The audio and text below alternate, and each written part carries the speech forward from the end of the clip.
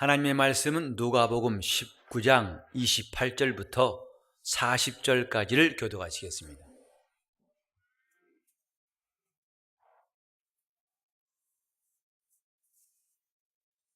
예수께서 이 말씀을 하시고 예루살렘을 향하여 앞서서 가시더라. 감람원이란 산의 벳바게와 베다니에 가까이 왔을 때에 제자 중 둘을 보내시며 이르시되 너희 맞은편 마을로 가라. 그리로 들어가면 아직 아무 사람도 타보지 않은 나귀 새끼에 매어 있는 것을 보리니 풀어 끌고 오너라. 만일 누가 너희에게 어찌하여 푸느냐 묻거든 이렇게 말하되 주가 쓰시겠다 하라 하시매 보내심을 받은 자들이 가서 그 말씀하신 대로 만난지라. 나귀 새끼를 풀 때 그 임자들이 이르되 어찌하여 나귀 새끼를 푸느냐 대답하되 주께서 쓰시겠다 하고 그것을 예수께로 끌고 와서 자기들의 겉옷을 나귀 새끼 위에 걸쳐놓고 예수를 태우니 가실 때에 저희가 자기의 겉옷을 길에 펴더라. 이미 감람산에서 내려가는 편까지 가까이 오시니 제자의 온 무리가 자기의 본 바 모든 능한 일을 인하여 기뻐하며 큰 소리로 하나님을 찬양하여 가로되 찬송하리로다. 주의 이름으로 오시는 왕이여 하늘에는 평화요 가장 높은 곳에는 영광이로다 하니 우리 중 어떤 바리새인들이 말하되 선생이여 당신의 제자들을 책망하소서 하거늘 대답하여 가라사대 내가 너희에게 말하노니 만일 이 사람들이 잠잠하면 돌들이 소리 지르리라 하시니라. 예수께서 예루살렘을 향해 가시더라. 우리가 한 2번 전에도 이런 똑같은 말씀을 들었는데 그가 가시는 방향, 그는 이미 목적지를 정하시고 또 그의 계획하신 대로 진행하시는 것을 볼 수가 있습니다. 신앙생활에 우연이란 말은 쓰지 말아야 됩니다. 그것은 우리 주님께서 행하신 것을 우리에게 말씀하신 것을 볼 때 역시 그렇게 생각한다고 마음에 결심을 하게 됩니다. 주님은 우연히 예루살렘 가신 것도 아니고 우연히 감람산에 올라가신 것도 아니고 우연히 사마리아 우물가에 들르신 것도 아니고 이미 그분이 정하신 스케줄대로 그분의 시간표대로 그분이 움직이신 것을 볼 수가 있습니다. 그래서 오늘 아침에도 우리가 함께 들었지만은 육체의 일이 뭐냐? 하나님의 계획과 관계없는 일이에요. 영의 일이 뭐냐? 그분의 계획대로 순종한 일이다고 할 수 있습니다. 그리고 그것을 우리는 빨리 배워야 됩니다. 배웠으면 또 얼른 길이 나게 해야 되고 익숙하고 그래서 몸에 배도록 하는 것, 이것은 자기 신앙생활에 놀라운 유익이 있어요. 설교를 들었지만은 고개를 끄덕끄덕했지만은 그 말씀이 자기에게 들어와야만 되는 것이고 들어왔다면 그 말씀이 감동만 줄 뿐 아니라 자기 속에서 역사하시면 자기는 그 말씀에 순종해서 하나님의 인도를 받아야 된다 이것입니다. 이렇게 신앙생활은 아주 정교한 기술이 필요한 작업처럼 저 외과 의사가 인체를 수술할 적에 특히 뇌같이 섬세한 예민한 곳은 많은 집중력이 필요하다고 하는데 잘못 건드려 놓으면 다른 혈관을 터뜨리고 신경을 끊어가지고 원래 그 사람이 없던 문제가 생길 수가 있지 않습니까? 신앙생활도 매우 정교해야 된다 이것입니다. 구호만 외치는 것은 별로 의미가 없어요. 결론만 말하는 것은 아무 의미가 없어요. 아침에 제가 말씀드렸습니다마는 우리는 복 받읍시다. 예수 잘 믿읍시다. 그것이 복이 오고 그것이 그냥 된다는 것은 아니다 이 말이죠. 지금 예수님께서 가시는 길이 뭐냐? 예루살렘에 향해 가시는데 그건 다 이미 계획하신 것이에요. 준비하신 것이에요. 작정하신 것이에요. 마음에 그분이 품으신 거예요. 그 품은 거 가지고서 행동하시는 겁니다. 우리가 신앙생활하면서 마음에 품은 것이 있고 자기 염두에 두는 것이 있어서 신앙생활하는 거하고 그냥 텅 비어서 아무 생각 없이 가자니까 가고 하자니까 한다면 이건 확실한 차이가 있습니다. 다시 말해서 자동차 운전하시는 분들은 잘 알겠습니다만은 사륜 구동 빼고 보통 승용차들 보면은 동력이 걸리는 앞바퀴에 걸리는 차가 있고 뒷바퀴에 걸리는 차가 있습니다. 전륜 구동형, 후륜 구동형 그러죠. 엔진에 힘이 들어가는 걸리는 바퀴가 앞쪽에 있으면 전륜 구동형이고 바퀴에 뒷바퀴에 힘이 들어가면 후륜 구동형입니다. 그 말은 무슨 말이냐면 한쪽에만 힘이 들어 나머지는 그냥 굴러가는 거예요. 전륜 구동형 같은 경우는 앞바퀴는 엔진이 힘 돌립니다. 뒷바퀴는 그냥 따라 돌아가는 거예요. 힘이 있어 돌아가는 게 아니라 그냥 돌아가는 것이다 이 말이죠.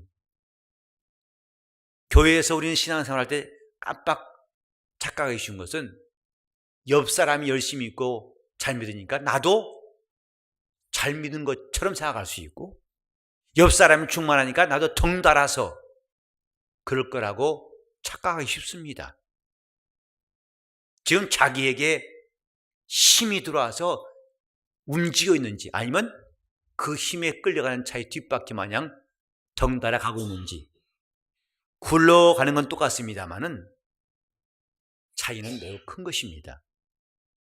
우리는 각각 힘이 들어가는 바퀴가 돼야 돼요. 전륜 구동형 차 마냥 앞바퀴 뒷바퀴가 다 힘이 엔진의 힘이 거기에 이어져 가지고 바퀴를 돌리는 차. 그래 그런 차들은 눈길에도 훨씬 안전하다고 그래요. 바퀴가 다 힘이 들어가니까.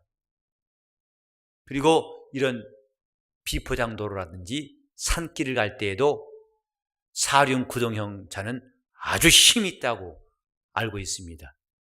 신앙생활은 전륜 구동형이 된 것도 아니고 후륜도 아니고 사륜, 네 바퀴 다 힘이 들어가야 됩니다. 우린 기관마다 셀마다 모두가 주님이 주신 힘에 의해서 움직일 수 있도록 각각 신앙생활해야 됩니다. 각각 은혜 받고 각각 힘써야 됩니다. 그래야 자기 영혼에 유익이 있어요. 하나님 말씀을 같이 듣지만 움직이는 사람은 마치 전륜 구동형 차 같고 안 움직이는 사람은 남은 바퀴와 똑같다는 것을 기억하고서 우리가 매우 어느새 나도 바퀴에 힘이 안 들어가지만 돌아간 거 보고 안심하는 일이 없도록 힘이 걸리느냐 힘이 걸려있지 않느냐 이걸 살펴야 됩니다. 주님은 지금 가시는 중이에요. 예루살렘을 향하여 이미 하나님께서 그렇게 뜻을 작정하셨고 마침내 거기서 하실 일이 있기 때문에 그렇습니다. 그분 행차가 이제 감람산이라는 곳에 이르렀을 때 감람산은 예루살렘에 다 온 겁니다. 그래서 예루살렘 성이 있는 모리아산, 아브라함이 이삭을 번제로 드렸던 산 아시죠? 그 다른 말하면 시온산이라고 하는데 그 산과 마주보고 있는 게 감람산이에요. 여러분이 성지 사진 보면은 예루살렘 전경이다. 그 사진 찍은 장소가 감람산이에요. 그래서 감람산과 시온산 사이에 이 골짜기, 이게 바로 기드론 골짜기라고 골짜기를 지나 다시 예루살렘을 들어가려면 내리막길을 갔다가 골짜기에 다시 또 올라가야만이 예루살렘에 들어갈 수 있습니다. 여기 감람산 벳바게에 베다니에 가까이 왔을 때 주님께서 두 사람을 보내시면서 너희는 건너편 마을로 가가지고 물동이를 이고한 사람을 발견할 터인데 그를 만나 따라가서 이제 나귀, 아직 사람이 한 번도 타보지 않는 나귀 새끼가 매는 것을 볼 것이고 그걸 끌고 오너라 이렇게 말씀하셨어요. 지금 감남산에서 벳박이라는 동네에 와서 물동이를 이고 가는 사람을 만나가지고 그를 따라가면은 아직 사람이 타보지 않는 나귀 새끼가 매어 있을 것이고 그것을 끌고 오너라고 주님 말씀하신 거예요. 이 얼마나 정확하고 자세한 것인가. 신앙생활은 대충 하면 안 됩니다. 매우 정확한 게 신앙생활이에요. 베들레헴 근처에서 다른 동네에서 나신 분이 있다면 그는 구주가 아닙니다. 헤롯 왕은 나중에 예수 오실 길 막으려고 베들레헴과 그 인근의 2살 이하 아이를 다 죽였죠. 그러니까 그날에 태어난 아이들이 없다고 볼 수 없어요. 주님이 나신 그날 오직 그분만 나셨다고 할 수 없어요. 근데 바로 베들레헴 옆 동네에서 그날 나셨다고 해서 그가 구주는 아닙니다. 반드시 베들레헴에서 나셔야 되고 다윗의 가정에서 오셔야 되고 동정녀에서 나셔야 되고 선지자들이 예언한 대로 오셔야만이 바로 그가 예수님이다 이 말이죠. 비슷하면 예수님이 아니다 이 말이에요. 신앙생활은 컴퓨터보다 더 정확하다고 저는 생각해요. 그 근처만 가면 되는 것이 아니라 예수 비슷한 사람이 있다고 해서 그분이 구주될 수는 없어요. 주님께서 나귀를 끌고 오라 하셔서 그 나귀 타고 예루살렘에 입성하신 것, 이것이 본문의 내용이에요. 근데 그냥 아무 나귀가 아니고 주님이 사마리아에서 나귀 타신 것이 아닙니다. 베들레헴에서 타신 것이 아니고 주님은 여기서 또 이 마을에 나귀가 하나밖에 없었겠습니까? 그런데 여기저기 있는 거 아무나 끌어오라 하지 아니하시고 이렇게 해서 이렇게 하면 저것이 있고 그럴 때 바로 그것을 끌고 오너라고 말씀하셨어요. 이렇게 하신 것은 주님이 오랜 기간 동안 걸어오셔가지고 피곤해서 나 더 못 걸어가겠다, 나귀 하나 갖고 와라 하신 것이 아닙니다. 이는 스가랴 9장 9절에 선지자로 이미 예언하신 말씀이에요. 시온 딸아 크게 기뻐하라, 매우 크게 기뻐하라, 너에게 왕이 임하시나니 그 왕은 겸손하여서 나귀 새끼를 타고 오실 것이다 하신 선지자의 말씀을 주님이 응하시려고 하신 것이다 이 말이에요. 왜 하필이면 나귀 새끼일까? 선지자의 말을 응하시기 위함이에요. 왜 감람산이었을까? 하나님이 계획하신 것이기 때문입니다. 근데 이거는 또 사람이 한 번도 타보지 않은 나귀, 그것을 주님이 지명하셨어요. 바로 그걸 가지고 와라.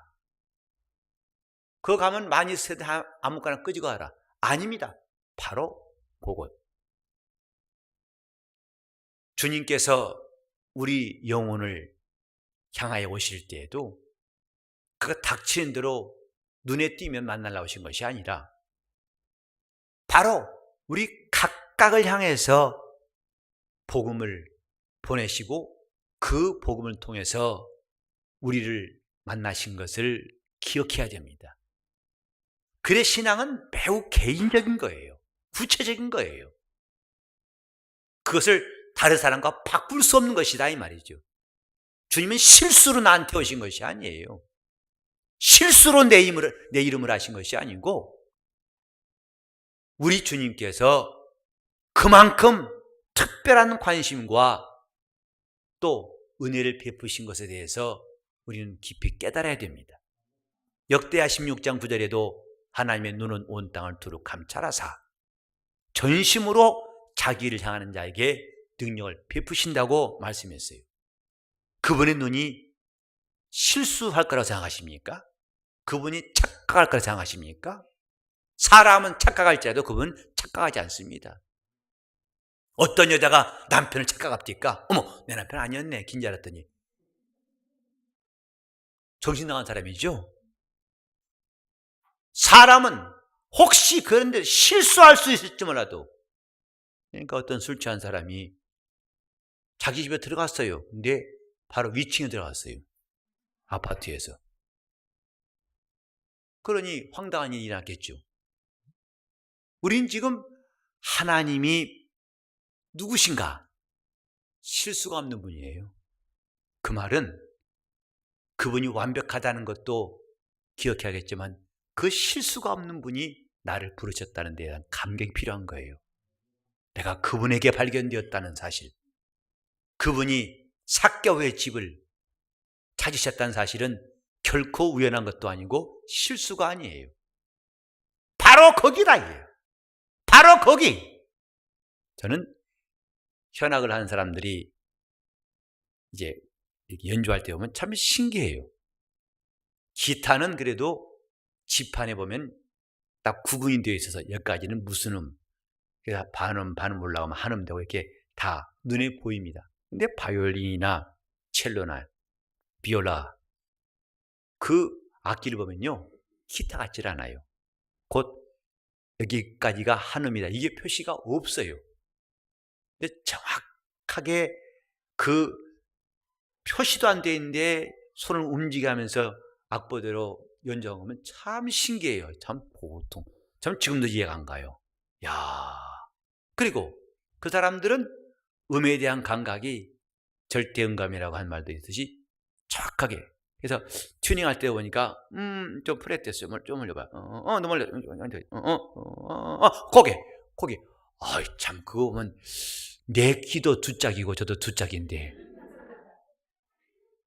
저 사람은 구별이 되고 나는 똑같이 들린다고요. 하나님의 뜻은 인간이 튜닝할 수 있는 것이 아닙니다. 정확한 것이라고요. 그 정확하고 위대하신 분이 나를 각각 지명에 불렸다고 할 때 우리가 얼마나 감사함을, 얼마나 감격스러워할까. 감람산 벳박에 가신 주님이 이곳 다른 동네도 아니고 바로 다른 때도 아니고 바로 이때에 예루살렘이 보이는 그 시점에서 거기서도 오직 물동이를 이고한 사람들을 따라가서 그가 들어가는 집에 거기 나무에 매여 있는 바로 아직 사람이 한 번도 타보지 않는 박유 새끼를 풀어 끌고 오너라 하셨어요. 군대 가서 많이 실수한 게 뭐냐면 한창 풍기 들어있는데 고참이 그럽니다. 와봐. 네. 너 집이 어디냐 그래요. 그건 늘상 하던 식대로 서울이요 했다가 흠씬 맞습니다. 다 서울이 네 집이야? 그러면 영등포구입니다. 그럼 또 맞아요. 다 네 집이냐? 그래서 몇 차례 얻어맞아야 그 다음에 통반까지 주소까지 다 말합니다. 근데 그게 처음부터 했으면 안 맞을 텐데 워낙 정신이 없고 또 익숙한 것이 집이 어디야? 부산이야. 그게 통했었는데 군대 가면 그거에 안 되거든요. 정확하게 돼야 돼요. 저기 옵니다. 어디서 오냐? 저쪽에서 옵니다. 일단 얻어맞습니다. 몇 시 방향 어디에서 어떻게 온다고 정확히 보고해야 되지, 저쪽에서 옵니다 했다가는 얻어맞아요. 운전할 때도 이제 신방 가다 보면 골목길 운전할 때 옆에 가 집사님이 어디 갈까요? 저쪽이요. 저쪽. 어디? 저쪽이 어딘데? 아, 그분은 알지만 나는 몰라요. 아니 이쪽 있잖아요. 어디 큰다고 문제대 자꾸 돌아볼 수 없고 그때는 왼쪽에 해야 가지. 아니 이쪽이요. 이쪽이 어딘데? 주님이 우리를 사랑하시고 우리를 인도하신 건 이렇게 막연한 게 아니에요. 정확. 하고 분명한 것이 주님의 뜻이고 그분의 계획이고 우리가 그의 뜻대로 사는 것도 코에 걸면 코걸이고 귀에 걸면 코걸이고 이게 아닙니다. 감람산 벳박에서 아무도 타보지 않는 나귀 새끼를 발견할 텐데 그걸 풀어 끌고 오너라. 정말 하나님의 역사하심에 대해서 우리는 더 깊이 이해해야 됩니다. 참 놀랍다. 시편 기자는 말했어요. 그는 우리의 체질을 아시며 우리의 오장육부를 지으신 분이시다. 뿐만 아니라 우리가 심중에 누워서 심중에 말할지라도 그걸 다 들으시는 분이다 라고 말씀했어요. 그런 하나님의 놀라운 역사를 과연 우리가 얼마나 자세히 또 분명히 알고 따르는가. 신앙생활은 무턱대고 하는 것이 아닙니다. 신앙생활은 모험이 아니고 신앙생활은 그분이 우리에게 알게 하신 대로 그분의 분명한 인도를 받는 것이 신앙생활인데 곧 눈을 감고 하는 게 아니라 눈 뜬 것처럼 그분을 알고 섬겨야 됩니다. 이렇게 해야 자기 영혼에 유익이 있어요. 제가 올해 2016년 들어서는 유난히도 많이 쓰는 단어 중에 하나가 유익입니다. 유익이 있느냐? 내가 했지만 그 한 일에 유익이 있느냐? 아니면 헛된 수고했느냐? 이 차이는 매우 중요하기 때문에 유익이 있느냐 이 말이죠. 이게 모든 것이 다 하나님께서 선지자를 통해서 하신 말씀대로 그 말씀을 응하시기 위한 것인데 이때 보면은 나귀 새끼를 풀어 끌고 오너라 할 때에 그 주인이 왜 푸느냐 하고 묻는다면은 주가 쓰시겠다고 말해줘라. 이것까지도 주님 말씀하셨어요. 자, 우리 한번 32절에 보시면 보내심을 받은 자들이 가서 그 다음에 뭐예요? 그 말씀하신 대로. 저는 정말 이 표현 그 말씀하신 대로 그 말씀하신 대로 예수님도 그 말씀하신 대로 오신 분이고 그가 지금까지 지나오시는 모든 일들도 그 말씀하신 대로고 이제 주님이 지금 하신 일도 그 말씀하신 대로고 제자들이 행하는 것도 그 말씀하신 대로. 이게 놀라운 것입니다. 신앙생활은 이렇게 그 말씀하신 대로라고 하는 이 한마디에 우리 신앙생활의 특징이 들어와 있어요. 다 같이 합시다. 그 말씀하신 대로. 그 말씀하신 대로.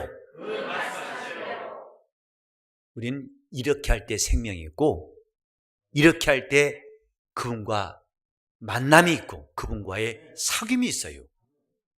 그래야 유익이 있는 거예요. 이것을 제외하고서 이것 없이도 곧 그 말씀하신 대로도 없이 우리 교회에 성장한다면 그건 매우 나중에 불행한 결과가 올지 몰라요. 우리는 성장하더라도 교회 성장하는 그 말씀하신 대로 우리가 선교하더라도 그 말씀하신 대로 봉사하더라도 그 말씀하신 대로 기도하더라도 그 말씀하신 대로 그 말씀하신 대로 우리가 인내하고 그 말씀하신 대로 소망 가지고 그 말씀하신 대로 살아가는 것이 진정한 영적 생활입니다. 이런 시간들, 이런 방법을 우리는 놓치지 말자는 것입니다. 제가 개척교회 목사이기 때문에 다 처음엔 이렇게 순전하게 하지만 나중에 커지면 사람 바뀌더라고 이런 말이 우리 교회는 없도록 여러분도 저를 감시하시고 천 목사가 지금도 앞으로도 그 말씀하신 대로 갈 수 있도록 여러분들이 기도를 해주시면 참 좋겠어요. 그 말씀하신 대로 때 주님 말씀하신 대로 갔더니 바로 그 임자가 과연 그거 왜 푸느냐? 그거 왜 푸느냐? 근데 그들은 구구하게 설명하지 않았어요. 우리는요 갈릴리에서 한 사람은 근데 하지 않고 다만 주님이 그들 입에 넣어주신 말씀처럼 주가 쓰시겠다 한다 하니까 바로 주인이 그걸 허락하고 그들은 나귀를 끌고 예수께 와서 주님은 그 나귀를 타고 마침내 예루살렘에 입성하셨습니다. 저는 오늘 이 성경을 읽으면서 여기에 30절 보면 나귀 새끼, 아무 사람도 타보지 않는 나귀 새끼에 매여 있는 것을 보리니 풀어 끌고 오너라. 풀어 끌고 오너라 하신 말씀에 감동을 받고 여러분들에게 이 말씀을 좀 전하고 싶어요. 그 완전하신 주님의 계획 가운데 이제 하나님의 아들이 인자로 오셔서 이 세상을 지나가지고 하늘에 가시는 그 길목에 당당히 한 몫을 감당한 것이 바로 이 어린 나귀인데 그 길을 담당한 사람들, 아브라함과 다윗의 집에 있는 수많은 사람들이 그 마치 철로의 침목 마냥 계단 하나하나 마냥 각각 그 일을 담당하고 마침내 마리아도 한 부분을 담당하고 다 촘촘히 그 일하고 있는데 나귀 하나가 마지막에 입성하신 주님의 그 부분을 담당했어요. 올림픽 때 보면 성화 봉송 주자들의 이야기가 가끔 나오지요. 처음에 체화할 때도 관심이 있습니다만 제일 클라이맥스는 마지막에 올림픽 경기장에 누가 최종 주자로 횃불을 들고 오느냐. 그건 대개 보안을 붙이더라고요. 아무도 안 알려주고 그날 가서 알 수 있도록. 성화 봉송 주자가 여럿이 있는데 마침내 마지막 주자가 각광받고 하이라이트를 받습니다. 그것도 마치 하나님의 놀라운 계획도 이렇게 이해할 수 있어요. 하나님의 아들이 이 땅에 오시는 것, 그러니까 성화를 봉송하듯이 봉송주자가 이만큼은 누가 하고 이만큼은 누가 하고 다 나누듯이 그렇게 선지자들로 말씀하시고 여러 사람들이 그 일을 하나하나 자기 몫을 감당하고 왔었는데 마지막 주자, 성화 봉송주자 같은 역할을 한 게 바로 어린 나귀예요. 재밌잖아요. 마지막 주자. 온 스포트라이트가 다 그쪽을 향하고 있고 모두의 관심이 집중한 그 성화 최종 봉송주자 같은 그 역할을 어린 나귀가 감당했어요. 근데 그 나귀에 대해 주님은 살피시다가 바로 그것을 풀어 끌고 오너라. 근데 그 보면은 나귀 새끼에 매여 있는 것을 보더니 이 나귀는 지금 일하고 있지 않았어요. 매여 있더라 그랬어요. 매여 있는 것을 풀어 끌고 오너라 했어요. 매여 있는 것을 풀어서 끌고 오너라. 주님께서 우리 영혼을 이렇게 부르시는 거예요. 우리는 각각 나무에 매여 있는 어린 나귀 마냥 여러 가지로 이런 문제, 저런 문제, 이런 환경, 저런 이유로 다 묶여 있고 마침내 죄와 사망 권세로 말미암아 마귀에게 매여 있던 자들입니다. 인류는 매여 있는 자들이에요. 그래서 히브리서 2장 15절 이하에 보니까 사망으로 말미암아 사망의 세력을 잡은 자 마귀를 없이 하신 다음에 일생 죽기를 두려워하여 마귀에 의해 매여 있는 자들을 도와주려 하셨다 하고 성경에 말씀했어요. 인류는 이런저런 문제뿐만 아니라 근본적으로 마귀에게 매여 있는 불행한 인생들이다 이 말이죠. 그분이 오신 것은 그 매인 자들을 풀어주시려고 푸는 것뿐만 아니라 끌어와서 주님은 그를 사용하시려고 역사하신 것을 우리는 이해해야 됩니다. 오늘 우리는 예수 믿지만은 사망 권세 아래 매였던 자들 주님이 풀어주셨지만은 우리는 또다시 이 문제에 매이고 이런 걱정에 매이고 이런 근심에 매이고 이런 문제에 매이고 이런 환경에 매여서 그래서 우리 영혼이 얼마나 곤고한지 얼마나 복잡한 일 때문에 더 이상 앞으로 못 나간지 몰라요. 이게 우리 삶이에요. 자녀의 문제에 매있고 부모 문제에 매있고 또 형제가 문제에 매있고 회사 일에 매있고 이런저런 문제가 아직 거미줄 마냥 칭칭 감고 매여있는 존재. 그래서 신방하다 보면 이 가정에 매여있는 문제, 저 가정에 매여있는 문제 참 문제투성이고 때로는 목사도 정말 손을 번쩍 들어요. 주님 나 할 수 있는 일이 없습니다. 저들을 도울 수 있는 방법이 없고 내게는 능력이 없습니다. 그러니까 할 수 있는 길은 기도밖에 없다는 것을 실감합니다. 저들이 매여있다는 것, 능력이 있는데 재주도 있고 건강도 있고 젊음도 있는데 매여있어요. 그러므로 주님이 쓰시고자 하지만은 그들이 나오지 못하는 안타까운 일들을 지금도 보게 됩니다. 저 사람 참 이 일의 책임자인데 그러나 그에게 권면하게 되면은 이런저런 이유를 대면서 또 상당한 경우에는 그런 이유가 합당하지요. 직장 생활 때문에 매여 있고 이런저런 이유 때문에 매여 있습니다. 우리는 주님의 뒤를 따르려면은 주님께 매인 자가 되어야만 일할 수 있어요. 바울은 말하기를 군사로 다니는 자는 자기 길에 매이지 않는다고 말했어요. 그래야만이 자기를 군사로 부른 자를 위에서 일할 수 있기 때문이다. 군대 간 사람이 집안 걱정했다가는 탈령합니다. 군대 간 사람이 애인 걱정했다가는 탈령해요. 다 쳐보놓고 가야 군문의 일을 잘 마칠 수 있지. 그래서 군에 입대하게 되면은 전부 다 발가벗깁니다.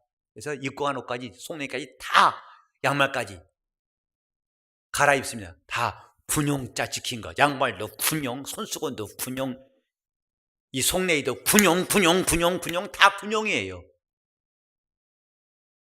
내가 훈련소 들어올 때 가져왔던 것은 하나도 없어요. 심지어는 그 군용을 입고 있는 몸까지도 관물이에요. 사물이 아니라 관물이다 이 말이죠. 그래서 그때 들었던 말이 이제부터 너희 엉덩이는 네 것이 아니고 관물이다 그러더라고요.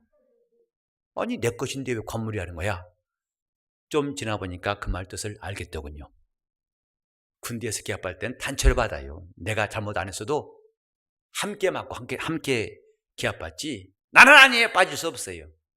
그러니까 그러면 돼야 됩니다. 저도 군대 가서 처음으로 쇠파이프로 맞아봤어요. 저는 이 마대자루는 사실 굉장히 공포의 대상이거든요. 남들이 볼 때 딱 맞으면 와 되게 아프겠다. 근데 군대 가가지고 쇠파이프만 맞아보니까 마대자루는 진짜 편한 거예요. 아주 그런 효과만 요란했지 진짜 별로 안 아파요. 근데 이 쇠파이프는 퍽 소리가 달라요. 이 걸레자루는 딱 아주 영화 지금 좋아요. 소리가 기가 막히죠. 효과가 좋은데. 근데 쇠파이프는 퍽 그래요. 근데 맞으면 참 오래 갑니다. 멍들어가지고. 지금 주님께서 우리를 부르실 때에 우리가 주님이 쓰시겠다고 하는 그 결정에 대해서 순종하려면 매여있지 말아야 한다 이 말이죠. 매여있는 나귀를 풀어 끌고 오너라. 주님이 쓰실 때에 우리는 매여있는 사람은 쓰시지 못한 사실을 기억해야 됩니다. 그 어떤 사람이 주를 따르다가도 주여 내 부친을 장사하게 허락하옵소서. 죽은 자를 장사하게 하고도 날 쫓으라. 그건 죽은 자들이 할 일이다. 쫓아라. 또 쟁기를 잡고 뒤를 돌아오는 자는 하나님 나라에 합당치 않도다 하고 말씀하셨어요. 매이지 않은 사람, 오히려 바울은 말하기를 나는 주 예수 그리스도께 매인 자라고 그랬어요. 주님께 매인 사람을 쓰신 것이다 이 말이에요. 내가 지금 어디에 매여 있는가? 나무에 매여 있는 나귀처럼 세상에 매여 있다면 주님이 쓰실 수가 없어요. 가서 풀어 끌고 오너라. 매여 있는 그들을 불쌍히 여기셔서 그가 죄에 매인 우리를 구원하셨으니 이제는 그분이 풀어 쓰시되 주님께만 매일 수 있기를 예수 이름으로 축원합니다. 기도하실 때 주님, 내가 오직 일생 동안 주님께만 매이게 도와달라고 나를 풀어 쓰시옵소서라고 간절한 마음으로 기도하시겠습니다. 하나님 아버지, 우리 영혼이 주님의 계획하신 주님의 스케줄 속에 있게 도와주시옵소서. 주님이 행차하시는 길목마다 꼭꼭 필요한 사람들이 되게 하시고 주님 나라를 위해서 일하실 때마다 요긴하게 쓰시는 사람, 주님이 찾는 사람들이 다 되게 하여 주시옵소서. 하나님 아버지, 우리 영혼이 주님께서 찾으실 때에 풀어 끌고 오너라고 명하시는 사람들이 되게 하여 주시옵소서. 더 이상 자기 일에 매이지 않고 세상에 매이지 않고 오직 주님께만 매인 거룩한 성도가 되어서 주님이 쓰시겠다 할 때 언제든지 주 앞에 나와서 쓰임받는 우리 모두가 되게 하여 주시옵소서. 예수 이름 받들어 기도드리옵나이다.